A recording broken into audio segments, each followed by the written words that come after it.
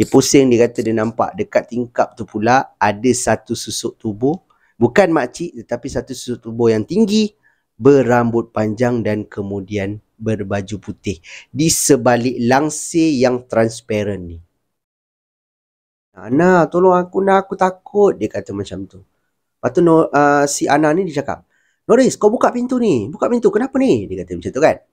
Si Noris pun bangun. Sambil dia menangis ni, dia pergi ke arah pintu. Dia buka pintu bilik dia. Dia buka pintu bilik dia.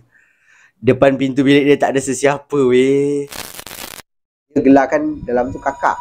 Kakak tu tutup mulut Siti. Kan orang dah cakap, jangan buka pintu. Dia gantung kan. Tiba-tiba ada kepala jengah ke bawah macam tu. Tak lah, tadi ada room service lah dekat luar. Ada satu tangan tau, berwarna hitam, keluar daripada. Dia nampak muka makhluk ni tadi. Cubalah buka, nak tanya daripada arah sana dia. Tiga orang ni berdiri pandang.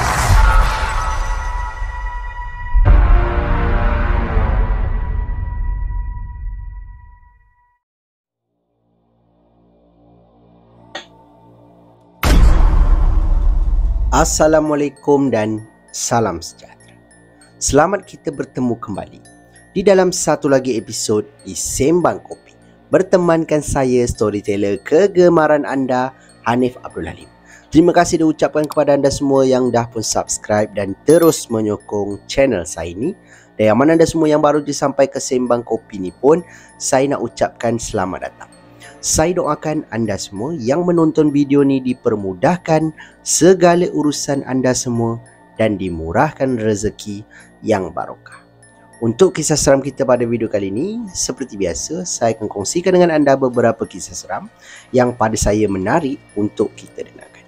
Tapi sebelum saya memulakan apa-apa kisah, ingat, jangan terlalu percaya dengan kisah-kisah seram yang bakal diketengahkan. Anggap sajalah kisah-kisah ini hanyalah satu hiburan semata-mata. Jadi, tanpa membuang masa lagi, get your coffee, jom aku story.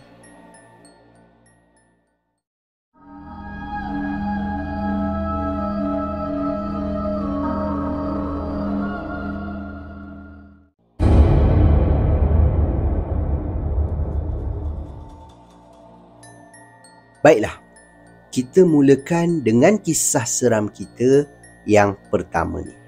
Yang mana kisah ini diceritakan berlakunya kepada pengirim kita yang bernama Noris. Yang mana Noris ni pernah berkongsi satu kisah seram lah sebelum ni. Okay, yang mana kisah ini, kisah itu berkenaan dengan sebatang jalan yang dikatakan berhantu di negeri Sabah. Nanti video tu saya akan letakkan di bawah ni. Korang boleh klik nanti tengok. Okey, untuk kisah kali ini pula diceritakan oleh Noris yang mana dia ni adalah seorang guru taska pada waktu tu. Dan taska ni pula terletak di Georgetown, Penang. Okey, dia pernah menginap ataupun tinggal di sebuah rumah sewa yang tak jauh daripada taska dia ni. Secara tepatnya kat mana saya tak pastilah. Dan dia tinggal pula bertiga bersama dengan dua orang lagi rakannya yang bekerja juga di taska tersebut. Dia gelar di dalam Telegram ni sebagai Ana dan juga Ika. Okey, ada tiga orang lah. Ika, Ana, Noris. Okey, ini karakter dalam kisah ini. Yang mana pada awalnya dia duduk di rumah sewa ni dikatakan tiada sebarang gangguan pada minggu yang pertama dan juga minggu yang kedua.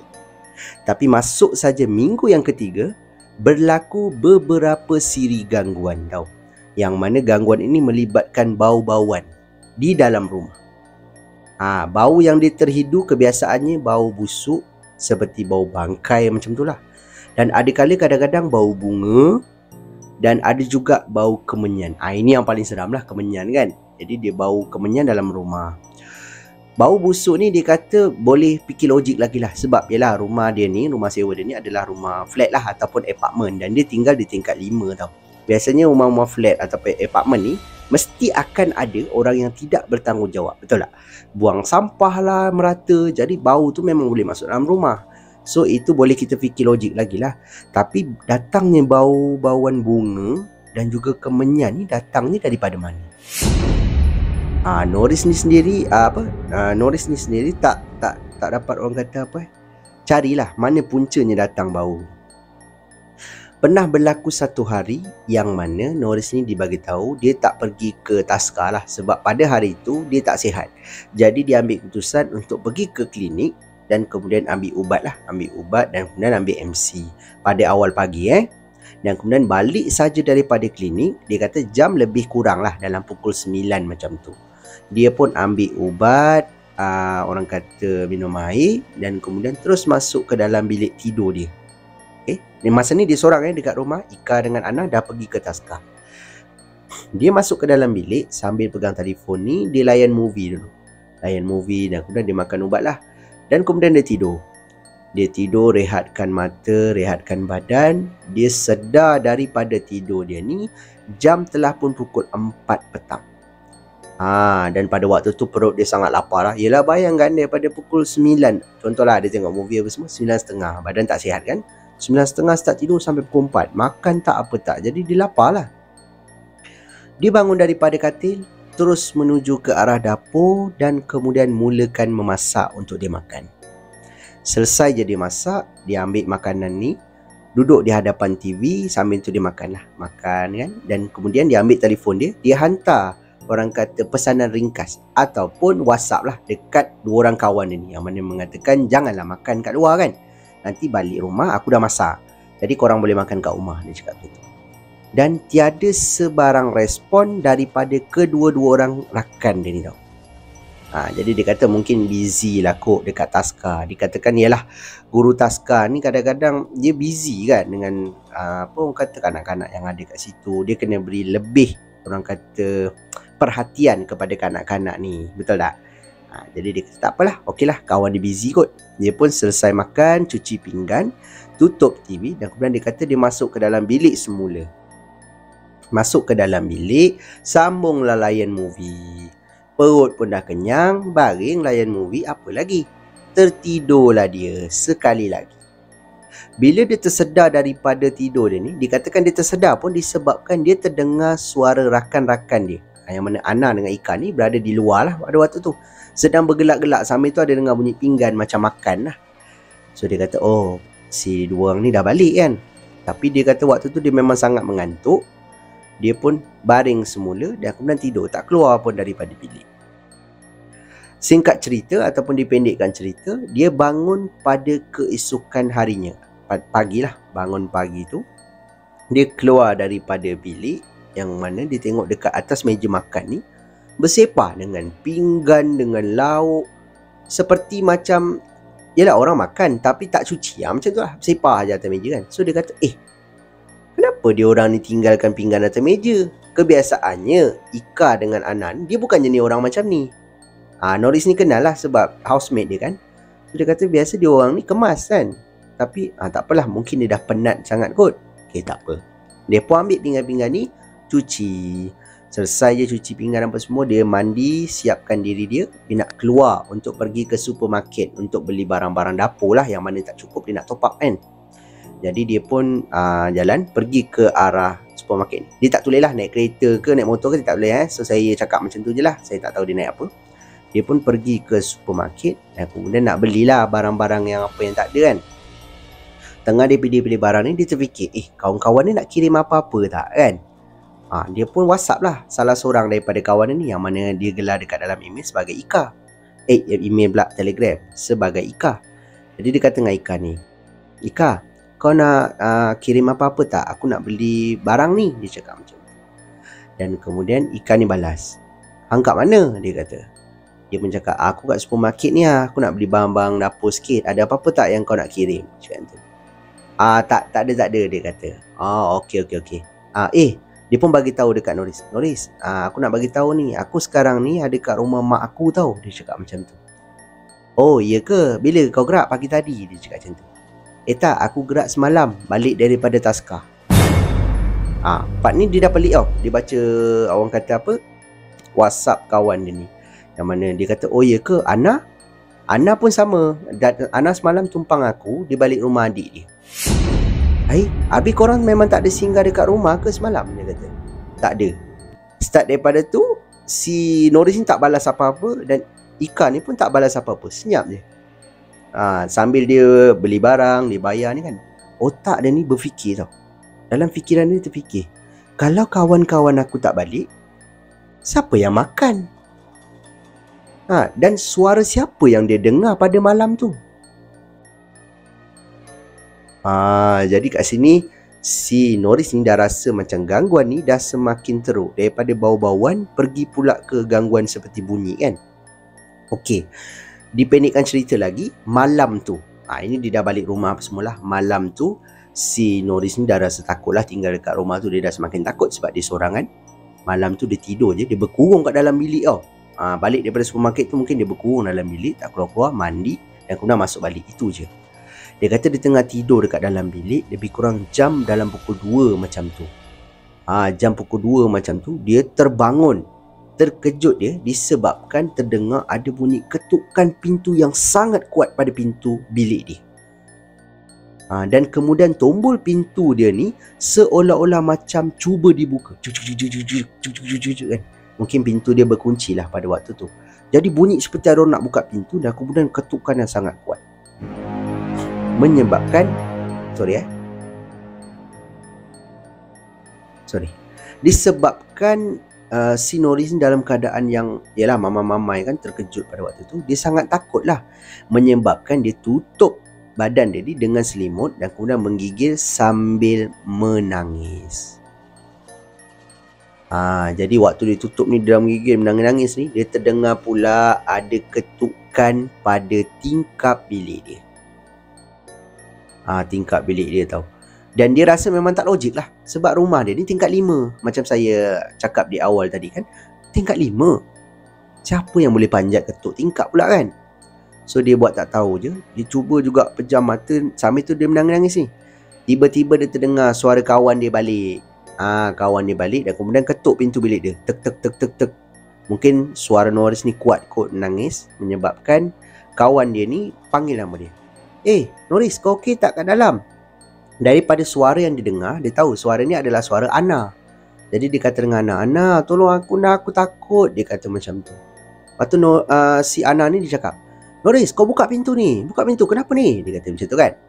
Si Norris pun bangun. Sambil dia menangis ni, dia pergi ke arah pintu. Dia buka pintu bilik dia. Dia buka pintu bilik dia. Depan pintu bilik dia tak ada sesiapa weh.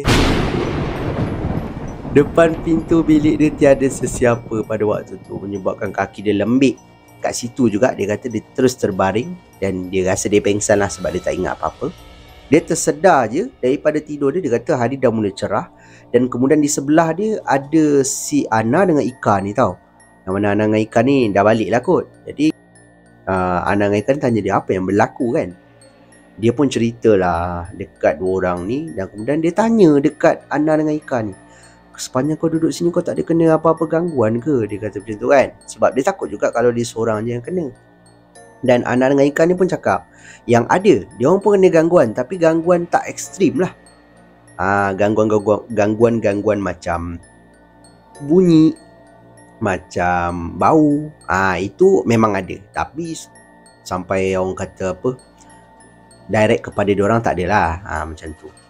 Jadi diorang pun berbincang dan si Norris ni berkeras. Dia kata dia memang nak pindah daripada rumah tu. Jadi setelah perbincangan diorang ni, diorang decide untuk pindah ke rumah yang lain. Dan alhamdulillah lah, rumah yang baru ni dikatakan selesa dan juga tiada sebarang gangguan. Alhamdulillah lah. Tapi ada satu lagi orang kata orang kata apa, momen lah ataupun pengalaman pelik yang si Norris dengan rakan-rakan yang dia pernah kena. Waktu tu diorang dah nak pindah tau. Diorang dah nak pindah apa semua, dah keluarkan barang.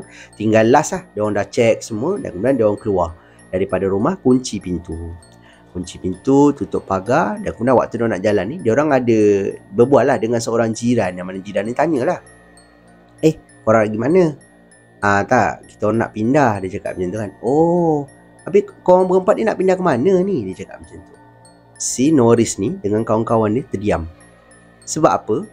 Yang duduk di rumah tu hanya bertiga saja. Hanya bertiga saja. Makcik ni cakap ataupun jiran dia ni cakap, korang berempat nak pindah ke mana? Serentak dengan makcik ni cakap macam tu, datang satu bau kemenyan yang dibau oleh tiga-tiga orang ni. Tak tahulah makcik ni bau ke tak, tapi dia kata tiga-tiga bau.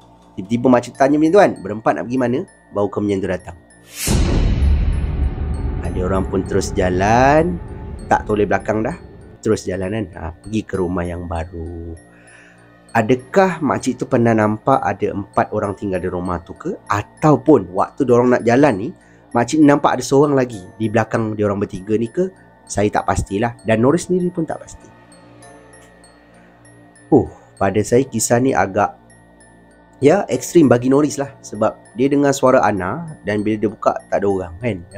Kalau tak ada suara tu dah tentulah Norris takkan buka. Tapi bila dia buka, dia kata kat depan pintu sebenarnya tiada sesiapa. Siapa? Jika orang tu lemah semangat, memang boleh pengsan lah kan. Sebab dalam keadaan yang sangat takut pada waktu tu. Dan itulah pengalaman seram menarik yang diceritakan oleh pengirim kita ni, iaitu Norris.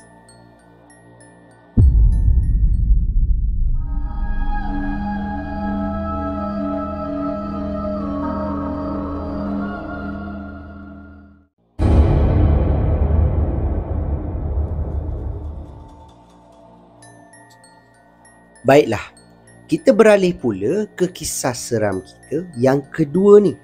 Yang mana kisah ini diceritakan oleh pengirim kita yang bernama Lan. Lan ni pun pernah kongsikan satu kisah sebelum ni, yang mana Norris dengan si Lan ni adalah pendengar sejati ataupun setia. Sejati pula macam lagu Awi. Pendengar setia untuk Sembang Kopi ni. Jadi ni kisah dia yang kedua yang mana kisah ini diceritakan berlakunya kepada Lan ni sewaktu dia pergi memancing di sebatang sungai di kawasan Ipoh. Secara tepatnya kat mana saya tak pasti. Dia kata sungai ni dekat area Ipoh lah, dekat dengan rumah dia. Okey, kisah dia bermula begini. Dikatakan dia habis kerja pada waktu tu dalam pukul 5 macam tu. Dan dia pun bertolak daripada tempat kerja sampai saja ke rumah, makan-makan, mandi kan. Jadi dia pun capai joran dia dengan alatan-alatan dia. Terus naik motor atau kereta macam tu. Pergilah ke satu kedai pancing, yang mana kedai pancing ni menjual alatan pancing dan juga jual umpan. Jadi dia pun pergilah singgah beli umpan kan. Dia beli umpan lebih kurang dalam 10 ekor katak macam tu. Lepas tu ada sedikit cengkerik untuk dibuat umpan. Settle je semua tu, dia pun jalan pergilah ke arah pot yang tempat dia nak mancing ni lah, dekat sungai ni kan. Perjalanan pada waktu tu daripada kedai menuju ke tempat dia nak mancing ni lebih kurang dalam 10 minit macam tu. Kira dekat lah. Jadi dia pun jalan sampai dekat situ. Dia pasang umpan, dia pun balinglah joran dia. Baling joran lah. Lepas tu dia pun tunggulah ikan kan.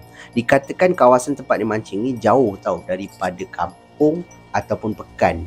Yang paling dekat pun boleh dikatakan agak jauh lah. Jadi dia kata dia pun mancing. Masa pun berjalan lah, ataupun berlalu. Tengok jam dah pukul lebih kurang 9.30 macam tu. Dia kata pelik.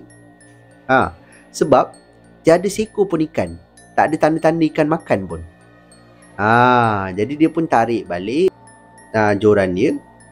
Dia tukar umpan, baling lagi.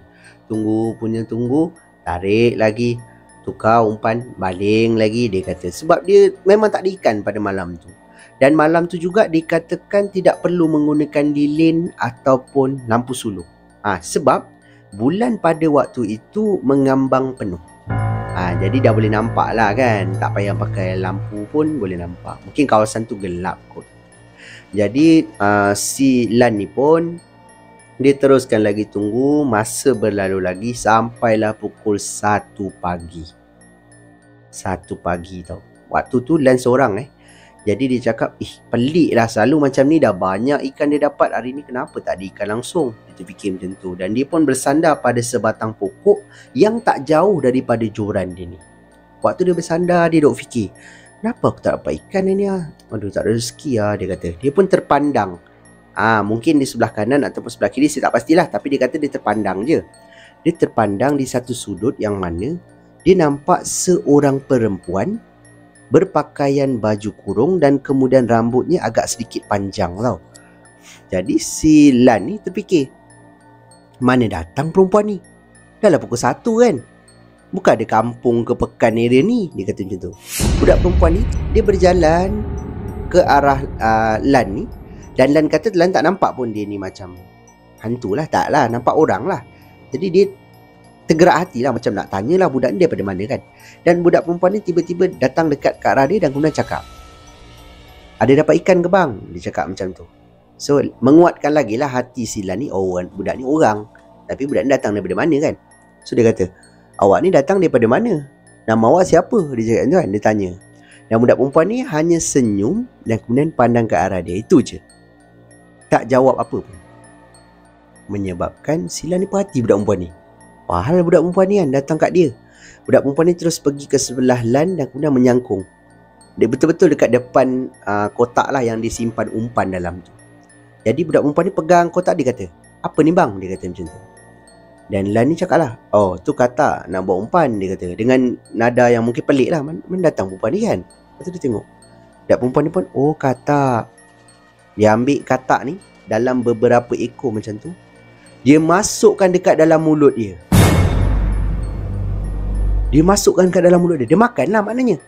Jadi si Lan ni macam sergah lah kan. Oi, ini katak umpan mana boleh makan? Dia kata macam tu kan. Dan budak perempuan ni tak jawab apa-apa. Dia ambil lagi beberapa ekor katak, dia makan. Bayangkan, waktu dia makan ni, perempuan ni cakap, sedap. Tapi suara dia pada waktu tu menyeramkan. Dikatakan suara dia nyaring sambil cakap, sedap, dia kata macam tu. Waktu dia cakap ni, mulut dia ni terkeluar-keluar ni lendir kat, cegeli sikit minta maaf lah dia keluar tau lendir-lendir katak daripada mulut dia. Waktu ni Lan kata dia berdiri daripada duduk dia ni, dia pandang ke arah perempuan ni.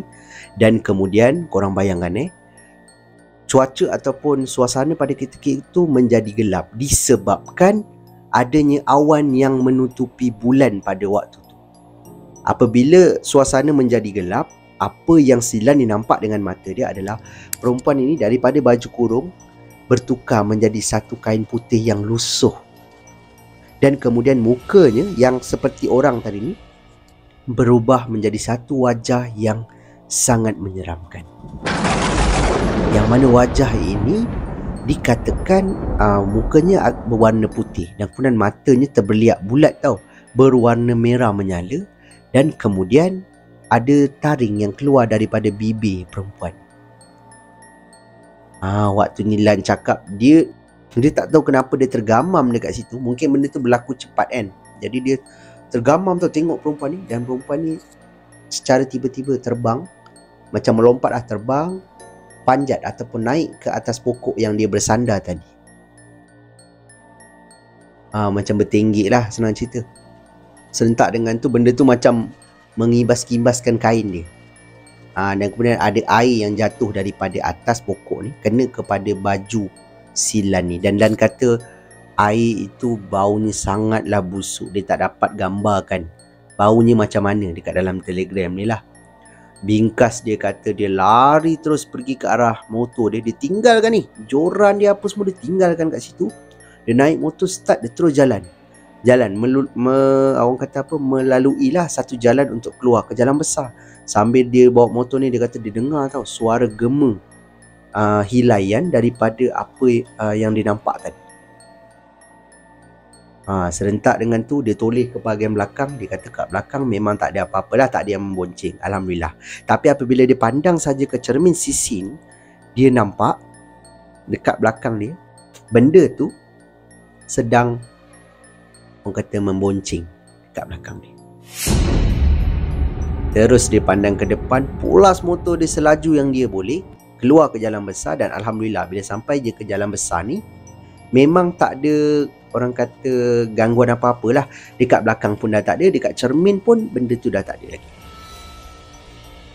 Teruslah dia menuju ke rumah. Tapi dia tak singgah rumah dulu. Dia kata dia singgah ke kedai kan. Mungkin kedai minum ke, saya tak pastilah.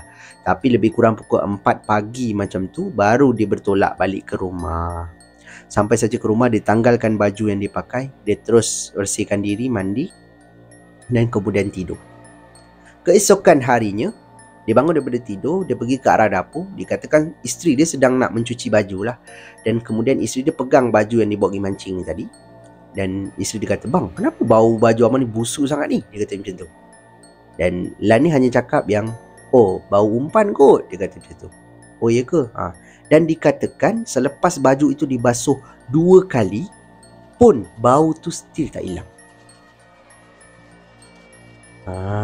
Korang bayangkan. Kisah ni dia tak ceritakan pada sesiapa pun, termasuk isteri dia. Sebab dia cakap dengan isteri dia mungkin bau umpan kan.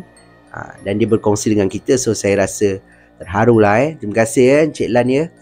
Dan pada petang tu pula, ni orang kata esok harinya lah petang tu dia datang balik ke sungai tu untuk dia ambil lah barang-barang joran dia. Dia berharap tak hilang lah kan. Barang-barang dari joran pun mahal kan.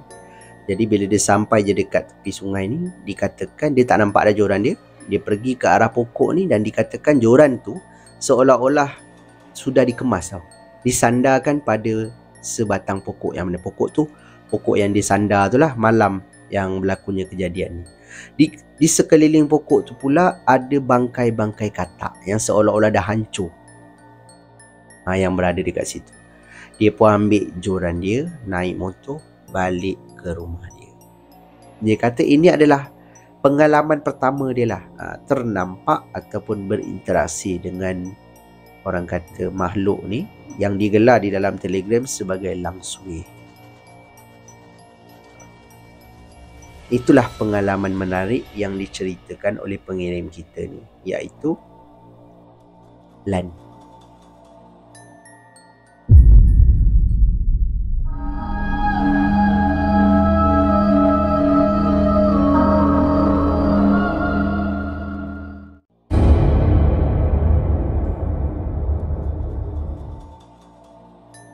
Kisah seram kita yang ketiga ni pula dikatakan berlakunya kepada pengirim kita yang bernama Asri. Yang mana Asri ni bekerja sebagai pengawal keselamatan di sebuah sekolah yang terletak di negeri Sabah. Nama sekolah semua dia tak cerita lah saya minta maaf Dan dia nak berkongsi dengan kita semua satu pengalaman seram yang mana berlaku pada satu malam. Yang mana pada waktu tu dia ni bekerja shift malam lah Dia bekerja di sekolah tu dah lama juga, lebih kurang 2 tahun macam tu. Dan dikatakan pada malam tu cuaca agak mendung. Dia pun tak tahu kenapa, mungkin dah nak hujan lah pada waktu tu. Dia duduk dekat post guard dia ni, jam lebih kurang pukul 1 lebih macam tu. Kawan dia tak ada dekat post guard tau. Kawan dia waktu tu tengah buat rondaan menaiki motosikal. Dan kemudian dia tunggu kan. Sampailah kawan dia ni balik. Dan dia tunggulah turn dia untuk membuat rondaan pula. Tapi sayangnya ataupun malangnya, waktu dia nak membuat rondaan ni, hujan turun dengan sangat-sangat lebat. Menyebabkan Encik Asri kata susah dia nak bawa motor sambil pegang orang kata apa, payung. Dia nak pegang payung sambil bawa motor, macam mana? Tak boleh kan. Jadi dia cakap dengan kawan dia, aku ronda buat clocking guna ni lah, aku jalan kaki je. Apasal? Ya, hujan, dia kata. Macam mana aku nak bawa motor? Okey lah. Nanti lambat lah, dia kata macam tu kan. Tak apalah, daripada aku nak bawa motor, nak pegang payung lagi, susah lah. Aku pergi dulu lah. Okey. Si Asri ni pun, dia ambil orang kata payung ni, buka dan kemudian dia mulalah jalan ke satu checkpoint untuk dia buat clocking kan. Jadi waktu dia berjalan, dia kata ada berlaku satu kali lah yang mana dikatakan dia lalu pada waktu tu dekat area orang kata apa, tengah-tengah di antara bangunan sekolah. Bangunan sekolah dia saya tak tahu macam mana. Ini pada mungkin bayangan saya lah. Sekolah kan selalu berbentuk kotak, betul tak? Lepas tu bawah dia macam ada laluan kan. Orang kata bawah depan bilik darjah ni. Mungkin dia lalu macam tu. Dia lalu ni, dia kata dia tak guna payung pada waktu tu. Dia jalan. Waktu dia jalan ni, dengar bunyi hujan. Dalam masa yang sama, terdengarlah bunyi tapak kaki dia yang sedang melangkah. Sebab suasana pada waktu tu agak sunyi kan, hanya bunyi hujan je. Tapi menyebabkan si orang kata Asri ni rasa pelik sebab bunyi tapak kaki dia diikuti dengan satu bunyi di belakang dia. Yang mana bunyi ini seakan-akan suara sesuatu yang sedang melompat. Pada awalnya si Asri ni hanya tolehkan sikit kepala dia dan kemudian dia hanya pandang menggunakan anak mata lah kan, kalau ada apa-apa kat belakang dia. Tapi daripada apa yang dia nampak daripada anak mata dia ni, terlihat sesuatu yang sedang berdiri di belakangnya, yang mana putih daripada atas sampai ke bawah. Waktu ni si Asri kata dia toleh cepat-cepat, buka lampu solo dan kemudian di belakang ni memang tak ada apa-apa lah. kosong kan. Jadi dia kata okey, tak apa. Apa dia ni kan, dia cakap macam tu. Tak apa. Dia pun jalan sampailah dia balik ke postguard semula. Sampai je dekat postguard, kawan dia cakap, okey kau buat rondaan okey? Okey je, kenapa? Ada lah, aku duduk dekat dalam postguard ni daripada tadi, seram sejuk dia kata macam tu. So si Asri ni rasa macam terkejut kan. Kenapa pula? Ada apa-apa benda pelik ke? Tak tahu, aku rasa macam sejuk, seram-seram sejuk lah, dia kata. Hujan kot, si Asri ni cakap. Yelah kot, kawan dia cakap. Okey lah, tak apa. Yang kemudian si Asri ni terus masuk dekat dalam postguard ni, duduk. Sambil dia duduk ni kan, dia layan telefon. Dan kemudian si orang kata apa, kawan dia ni keluar daripada pondok ni tau. Pondok dia ni, lepas tu dia kata, kau nak pergi mana? Yap, jalan jap. Jangan jauh-jauh. Tak, jalan sini je, dia kata. Okey. Dia pun duduk dan kemudian pada waktu tu dikatakan hujan dah mula renyai lah. Jadi kawan dia ni keluar tak tahulah pergi mana, dia kata.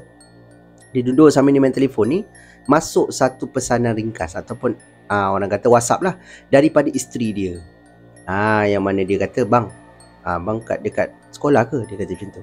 Iyalah, abang kan tengah kerja. Kenapa ni? Dia cakap dengan isteri dia. Isteri kata, ada apa, saya terbangun. Dia kata, tu saya pelik, awak ni tak tidur lagi dah pukul berapa dah ni? Saya mimpi yang pelik-pelik pasal abang, dia kata. Pelik macam mana pula? Tak tahulah, dia kata. Okey lah, kalau macam tu abang video call awak lah. Dia cakap macam tu kan. Sebab waktu tu Asri pun tak pergi mana-mana, so dia duduk dekat postguard je. Dia cakap dia nak video call dengan bini dia. Tapi isteri dia tak balas apa-apa. Dia pun tak apalah, dia pun call isteri dia melalui video call dia kan. Dia tengok kan, waktu kita call, dia kata keluar muka dia dulu, betul. Lepas tu bila isteri dia angkat, baru muka isteri dia akan besar, muka dia akan jadi kecil. Yang mesti korang tahulah sebab korang pun pernah video call kan. Jadi bila dia tekan call tu, keluar muka dia kat skrin, dia pun letak telefon dia di atas meja pada waktu tu.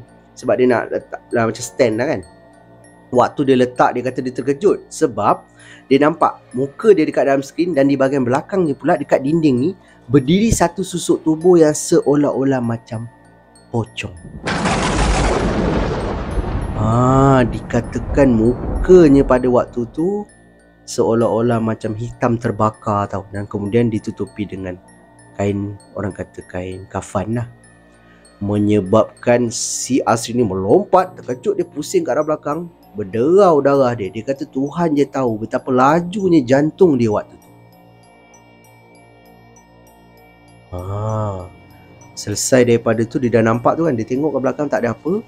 Dia pun pergi ke arah pintu dan kemudian dia pandanglah ke arah, orang kata luar kan, mana kawan dia ni, dia cakap macam tu. Dan kemudian dia balik semula ke tempat duduk dia. Dia tengok telefon dia dah matilah, macam ada orang letak kan, ataupun telefon tak dapat ke mungkin lah. So dia pun biarkan, dia tak WhatsApp apa-apa. Keesokan harinya dia balik ke rumah. Dikatakan isteri dia demam pada waktu tu. Dan dia pun cakap dengan isteri dia kan, macam kenapa semalam mimpi apa, dan tanyalah. Lepas tu isteri dia cuma cakap macam ni je, semalam saya mimpi abang macam dikejar sesuatu. Dan satu lagi, semalam abang video call saya kan. Si Asri ni terkejut. Mana awak tahu? Kata, kan abang video call saya kan, betul kan? Dia kata macam tu. Betul lah, kenapa? Tak ada, saya lambat angkat sebab saya pergi toilet. Bila saya angkat je video call abang, saya tak nampak abang pun dalam kamera tu. Yang saya nampak ada satu susuk tubuh pocong dekat skrin tu. Dan baru si Asri ni teringat, waktu dia nampak, kan dia bangun pergi ke arah pintu. Mungkin pada waktu tu isteri dia angkat tau. Dan isteri dia nampak ada kelibat pocong ni betul-betul dekat dalam bilik, orang kata postguard ni lah. Bila dia patah balik tu, mungkin isteri dia dah nampak, isteri dia terus tutup lah kot, hang up telefon tu kan. Dan tu yang dia sampai-sampai dia tengok skrin ni kosong je, tak ada apa-apa. Waktu ni baru dia cerita, dia buka cerita dengan isteri dia, apa yang gangguan yang dia kena pada malam semalam ni kan. Barulah isteri dia faham. Dan gangguan tu tak berlarutan pun, malam tu je dia kata. Tak tahulah kenapa, dalam banyak-banyak malam tu juga yang nak kena. Sepanjang 2 tahun dia kerja dekat situ, memang biasa gangguan-gangguan bunyi. Saya rasa mana-mana pengawal keselamatan, gangguan bunyi ni mesti ada, betul lah. Kalau dalam 10 orang tu mungkin 3 orang mesti pernah kena gangguan bunyi lah, macam ada bunyi tapak kaki lah. Tapi gangguan penampakan mungkin tak ramai lah yang kena. Dan itulah pengalaman seram yang diceritakan berlakunya kepada pengirim kita ni asli, yang mana dia ternampak kelibat pocong.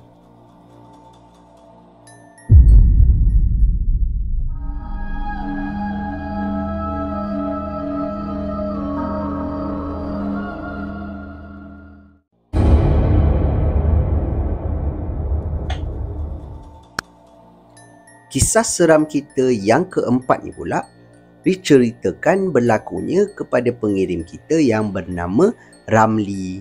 Yang mana Ramli ni juga bekerja sebagai seorang pengawal keselamatan. Tapi bukan di sekolah lah. Dia kata dia bekerja sebagai pengawal keselamatan di sebuah kondominium yang terletak di Kuala Lumpur. Pernah berlaku, dikatakan pada waktu tu dia ni baru saja masuk kerja dekat situ tau. Tak sampai sebulan pun lagi. Dan kebiasaannya, rondaan yang dia akan buat adalah di bahagian ground floor sampailah ke tingkat 6.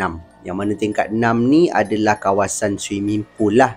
Swimming pool Dan kemudian di bahagian atas lagi dah bahagian rumah residen lah, rumah orang-orang duduk kat situ kan. Jadi atas-atas ni biasanya selepas daripada 6 ni dia akan naik sekiranya ada aduan. Faham tak? Kalau ada penduduk yang telefon, tolong ada orang cuba nak pecah masuk rumah saya ke, baru dia naik. Kalau tak, dia hanya meronda daripada bawah sampai tingkat 6. Itu je. Dan dikatakan pada malam tu bukan berlaku pada pukul 2-3 pagi, bukan. Kisah ni berlaku dalam pukul 10 macam tu. Yang mana kebiasaannya waktu dia meronda sampai ke tingkat 6 ni, kalau jam dah pukul 9.30, kan biasanya malam ada orang mandi kan di swimming pool ni. Jadi dia pun cakap lah dengan budak-budak ni ataupun orang-orang ni, okey, dah pukul 9.30, pukul 10 pastikan tak ada orang lagi yang mandi. Sebab dah tutup kan dia punya pool. Jadi budak-budak ni pun anggap faham je. Si Ramli ni, dia teruslah berjalan ke bahagian belakang dan kemudian patah balik pergi ke arah pool ni. Dia ronda ni adalah kerja dia kot. Dia sambil dia tengok, dia pantau ni kan. Dia patah balik ke kawasan pool ni. Dia dah nampak lah budak-budak ni ada yang keluar daripada ni, ada yang tengah lap kan dekat tepi swimming pool ni. Dan kemudian si Ramli ni dia terperasan dekat dalam air swimming pool ni ada satu, orang kata macam perempuan ataupun susuk tubuh yang sedang menyelam dalam air tau. Jadi dia kata, pandai, dia kata kan. Dia ingat budak nakal lah, cuba macam nak menyorok dalam air. Konon-konon Ramli ni tak nampak. Jadi Ramli ni pun jalan turun ke bawah kan, dia boleh mandi lagi. So si Ramli ni tunggu, dia kata lama, lebih kurang dalam 5 minit macam tu tau. Dia kata, waktu dia tengah tunggu ni, yang mana yang tengah lap-lap badan ni dah mula jalan lah balik kan. Tinggallah dia saja dengan penampakan itu. Dan dikatakan si Ramli ni kata dia tengok, bila dah sampai 5 minit, lebih daripada 5 minit, dia rasa pelik lah. Perempuan ni hidup ke tidak? Sebab mana ada orang boleh bertahan nafas dalam air lebih daripada nak lebih 2 minit pun susah kan. Jangan ceritalah kalau komando apa semua tu, itu latihan dia lain. Tapi kalau orang yang biasa ni susah sebenarnya. Jadi lebih 5 minit ni menyebabkan si Ramli ni agak pelik lah. Dia pun kata, Cik, Miss keluar daripada air. Dia kata macam tu. Benda tu macam menyelam je. Dia nampak dalam air tu, dia nampak macam satu susuk tubuh hitam, ada rambut yang seolah-olah macam terapung dalam air. Dia pun capailah, orang kata, pelampung yang ada di tepi kolam ni. Dan kemudian dia terus buka kasut dia untuk dia masuk ke dalam air. Tiba-tiba dia ditegur di bahagian belakang. Daripada belakang dia ada orang tegur. Bang, kenapa bang? Dia cakap macam tu. Dan dia pandang ada seorang residen lah, yang mana rumah berada di tingkat 6 ni kan. Betul-betul balkoninya menghadap ke arah, orang kata, swimming pool ni. Jadi dia pun pandang, dia kata, ni ada orang lemas. Dia cakap macam tu. Dan abang ni dia terus melompat tau daripada, orang kata apa, pagar balkoni dia ni yang tak berapa tinggi ni. Dia lompat pergi ke arah swimming pool. Dan kemudian dia pergi ke arah Ramli ni. Dia kata, mana? Dia kata, tu. Si Ramli ni tunjuk. Ramli ni nampak tau, tapi abang ni tak nampak. Abang ni siap cakap dengan dia, mana? Kau main-main Dia cakap macam tu. Tu bang, abang tak nampak dalam air tu. Dia cakap macam tu. Orang tu pun tengok. Mana ada, tak ada. Dia kata macam tu. Sudah. Waktu ni Ramli ni dah rasa, confirm ini bukan orang ni. Dia cakap macam tu kan. So abang ni kata, dah, kau pergi turun lah. Tak ada apa lah. Dia kata, okey. Si Ramli ni pun pakailah kasut dan kemudian terus turun ke bahagian bawah. Selang beberapa waktu dia bekerja di situ, dia berjumpa lagi dengan abang tu. Tapi bukan esok ke, bukan lah, mungkin lepas daripada tu lah. Dan kemudian abang ni ingat dia. Sebab yelah mungkin kejadian tu kan, jadi abang ni ingat muka dia. Kau ni, hari tu kau nampak apa ni? Dia kata tu. Waktu ni petang dia orang berbual ni petang. Dan kemudian si Ramli cakap, tak ada bang, saya nampak ada orang menyelam dalam air malam tu. That's why saya macam tengok orang ni lama duduk dalam air kan. Dah lemas ke apa? Tu yang saya nak turun tu. Asyik baik abang panggil, dia kata. Masalahnya aku tak nampak apa-apa. Itulah pasal. Bila abang cakap abang tak nampak, barulah saya terfikir benda tu bukan orang lah, dia cakap tu kan. Dan abang ni cerita kat dia, pernah berlaku juga tau satu kejadian yang mana budak ni ataupun si Ramli ni tak bekerja lagi dekat konon lah, belum bekerja. Okay, yang mana abang ni dia cakap dia pernah duduk dekat luar. Dia memang suka duduk kat balkoni luar ni waktu malam, lepas pukul 10 macam tu duduk luar. Mungkin ambil angin ke, mungkin smoking ke, saya tak pastilah. Jadi dia duduk ni, dia kata waktu tu ada orang tengah mandi, budak-budak tengah mandi kan. Tiba-tiba ada seorang ada seorang resident yang duduk di bahagian atas turun pergi, yang mana anak dia tengah mandi waktu tu. Dia turun dan kemudian pergi ke arah kolam ni macam tercari-cari sesuatu. Dan kemudian abang ni tanya, "Kenapa bang?" Dia kata. Mungkin abang ni jenis ringan mulut kot, ni ramah kan. Jadi dia pun cakap, "Kenapa bang?" Tak ada. Kau nampak tak ada budak perempuan keluar daripada kolam?" Dia cakap macam tu. Tak ada pula, semua ada dekat dalam. Kalau ada pun budak-budak ni je, dia kata macam tu lah. Dia tunjuklah budak-budak yang tengah mandi ni kan. Tak ada, tadi waktu aku tengah daripada atas, dia tengok anak dia mandi daripada atas. Anak dia mungkin kecil ke, saya tak pastilah. Dia tengoklah anak dia risau kan, pantau daripada atas. Dan dia kata waktu anak dia berenang, di belakang anak dia, di dalam air, seperti ada sesuatu yang sedang menyelam dan kemudian ikut anak dia daripada belakang. Dan kemana saja anak dia berenang, benda tu akan ikut. Dan benda dia tak keluar daripada air. Tu dia kata, ini apa benda ni? Hantu air ke? Dia fikir macam tu. Disebabkan dia risau, that's why dia turun ke bawah menggunakan lift. Tapi bila dia turun sampai bawah, dia tengok anak dia je. Benda tu dah tak ada dalam air lah. Ini apa yang diceritakan oleh abang tu kepada Ramli ni. Ni daripada mulut ke mulut lah. Ramli ni just share je. Maknanya gangguan perempuan ni berada di dalam air ni, ataupun kelibat jelmaan di dalam air ni, bukan Ramli ni saja yang kena. Mungkin ada resident lain yang pernah kena lah. Kok lah yang orang yang pernah kena tu tengok video saya ni, cuba komen kat bawah. Kat mana kondominium ni? Adalah saja je. Jadi itulah kisah yang diceritakan oleh pengirim kita ni, iaitu Ramli.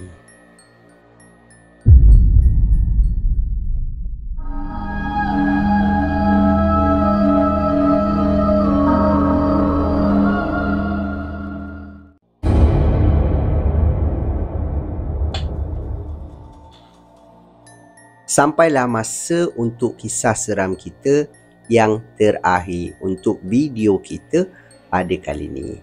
Tapi sebelum saya memulakan kisah yang kelima ni, saya nak menjawab sedikit pertanyaan daripada para viewer saya atau para penonton Sembang Kopi, yang mana ada yang bertanya kepada saya secara direct melalui Telegram, yang mana, abang rekod video pukul berapa?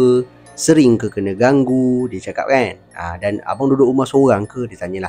Dan saya jawablah pertanyaan ni kan, yang mana saya tak duduk seorang. Saya sebenarnya ada isteri saya lah dekat rumah. Dan kebiasaannya saya rekod video memang malam. Dan biasanya awal pagi lah, pukul 3, pukul 4. Ini pun pukul 5. Nampak tak? Pukul 5 pagi.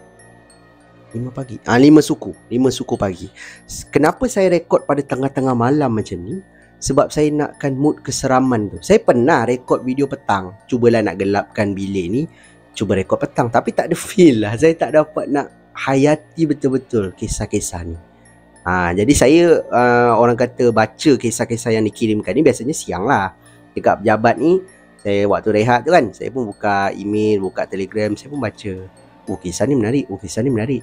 Jadi saya dah hadam kisah ni macam mana saya nak sampaikan. Malamnya, selepas saja saya tidurkan anak saya, tidurkan isteri saya sekali, barulah saya mula rekod video. Sebab bukan tak nak rekod petang, tapi kalau balik daripada kerja pukul 5:30 macam tu kan, terus buat video, tak ada masa pula dengan anak dengan isteri, betul tak? Sebab ini macam YouTube ni salah satu kerja sambilan saya lah untuk tampung keperluan saya sekeluarga. Jadi di samping saya buat kerja sampingan ni, Saya tak boleh tinggal anak dengan isteri kan. Jadi saya tidurkan dia orang dulu. Biasanya anak tidur pukul 9, maknya mungkin pukul 12, pukul 11 macam tu. Baru saya mulakan rekod video. Itu je terjawab persoalan tu. Berbalik kepada kisah kita yang terakhir ini, diceritakan oleh pengirim kita yang bernama Hafiz. Yang mana Hafiz ni dikatakan pada waktu itu dia adalah seorang pelajar di sebuah universiti yang terletak di Kedah. Dan kisah ni berlaku di sebuah rumah tau, yang mana pada waktu tu Hafiz ni tinggal di sebuah rumah sewa, yang mana rumah taman lah, di area Merbuk. Merbuk Kedah. Dan dia tinggal kat rumah ni bukan seorang, beramai-ramai lah, student, standard lah kan. Dikatakan pernah berlaku satu hari yang mana rumah si Hafiz ni dia betul-betul dekat orang kata sebelah ataupun second last lah. Rumah orang sebelah dia ni adalah rumah corner lot. Okay, yang mana rumah ni yang tinggal hanyalah seorang makcik tau. Makcik ni anak-anak dia selalulah datang balik rumah apa semua kan. Mungkin anak-anak makcik ni kerja baik kot. That's why lah kenapa rumah makcik ni cantik apa semua kan. Ini apa yang ditulis kat dalam email lah. Jadi Hafiz ni pernah satu hari tu dia dapat tahulah yang mana makcik ni meninggal. Jadi bila makcik ni meninggal, rumah tu kosong tau. Rumah tu dibiarkan kosong dan kemudian anak-anak dia balik kadang-kadang seminggu sekali ataupun 2 minggu sekali macam tu. Pernah berlaku satu hari yang mana si Hafiz ni cakap makcik ni dia memang ada bela kucing. Banyak kucing dia. Kira pencinta kucing lah senang cerita. Dan satu hari ni dekat rumah dia ni ada orang bagi salam tau. Assalamualaikum macam tu. Jadi si Hafiz ni dia keluarlah daripada rumah. Waktu tu rumah dia yang tinggal hanya berdua saja. Dia dengan rakan dia seorang lagi, budak Kedah. Dan budak Kedah ni pun balik rumah mak dia juga lepas tu tau. Waktu tu adalah cuti, orang kata study week kot. Dia kata cuti seminggu, semua balik kampung. Dia je tak balik disebabkan faktor kewangan.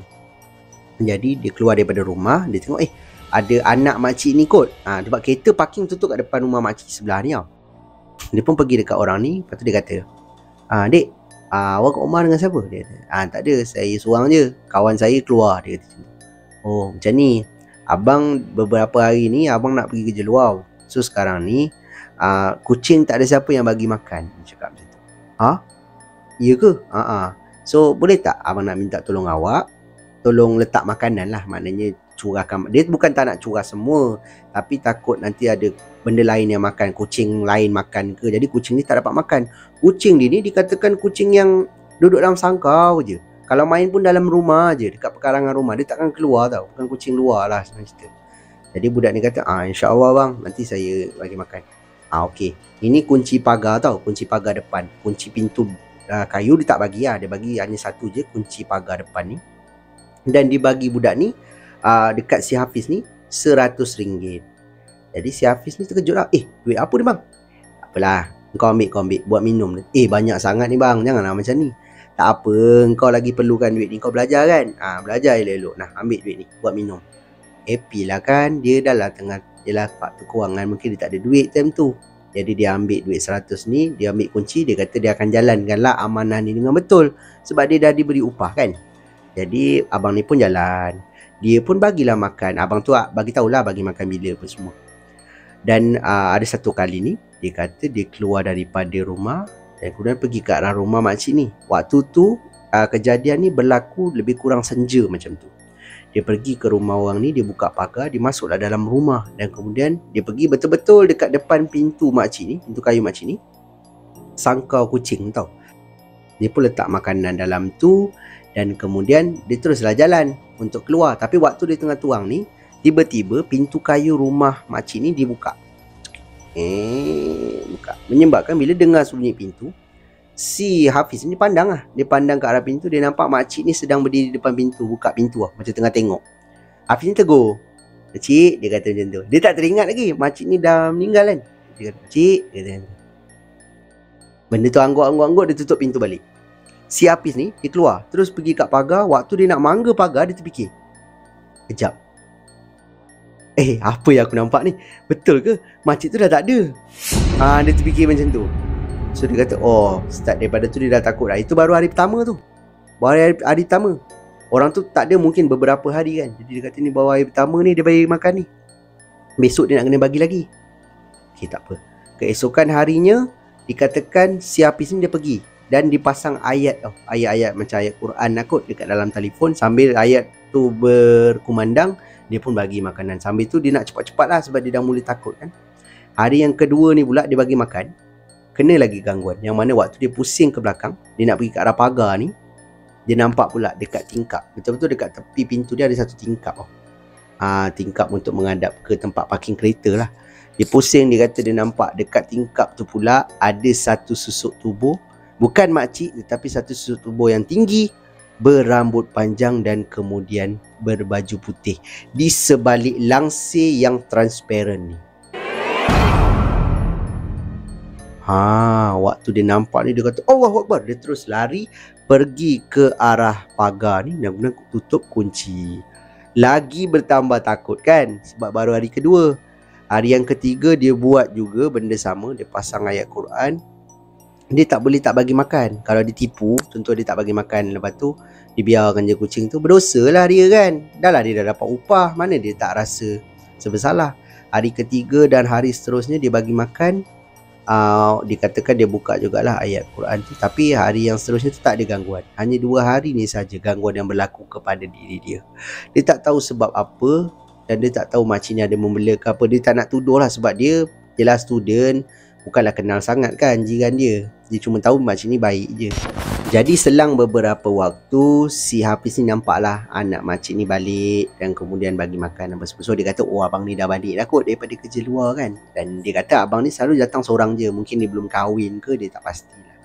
Dan alhamdulillah lah dia kata, 2 hari tu juga gangguan yang dia kena. Hari-hari yang lain tak ada. Apa yang menghuni di rumah itu, wallahualam, sudah pastinya bukan makcik tu. Saya suka cakap benda macam ni. Bukan makcik. Roh makcik tu dah tak ada dah. Itu mungkin jin yang menumpang di rumah tu. Rumah dibiarkan kosong, biasalah. Betul tak? Jangan kata rumah, kita tinggalkan katil tempat tidur kita, selama beberapa jam pun jin dah boleh duduk atas tu, atas katil kita ni. Sebab tu kita digalakkan untuk kebas ataupun kibas. Orang panggil kibas ke kebas, saya tak pasti. Saya panggil kebas.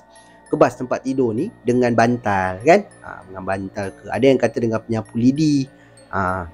Sapu-sapu macam tu. Bukan sapu lah, macam tepuk-tepuk, nak halau jin daripada duduk tidur dengan kita sekali dekat atas katil tu. Itu baru beberapa jam. Bayangkan rumah makcik tu dah kosong berapa lama.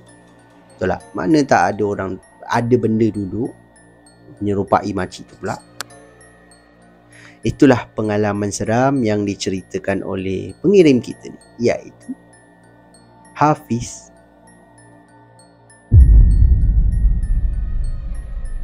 Jadi itu sajalah kisah seram kita untuk video kita pada kali ini. Pada pendapat anda macam mana? Dalam kesemua kisah yang saya kongsikan dengan anda ni, mana satu kisah yang paling menyeramkan? Anda boleh tinggalkan pendapat anda di ruangan komen dekat bawah.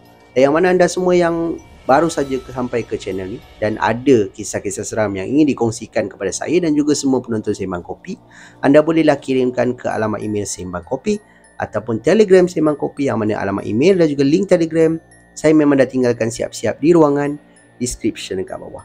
Terima kasih diucapkan kepada anda semua yang sudi meluangkan masa menonton video saya daripada mula sampailah ke ujung ni. Saya sangat-sangat hargai. Dan yang mana anda semua yang baru sampai ke channel ni, sekiranya anda suka dengan cara penyampaian saya, anda terhibur dengan kisah-kisah seram yang saya kongsikan dengan anda ni, saya hargai sangat-sangat.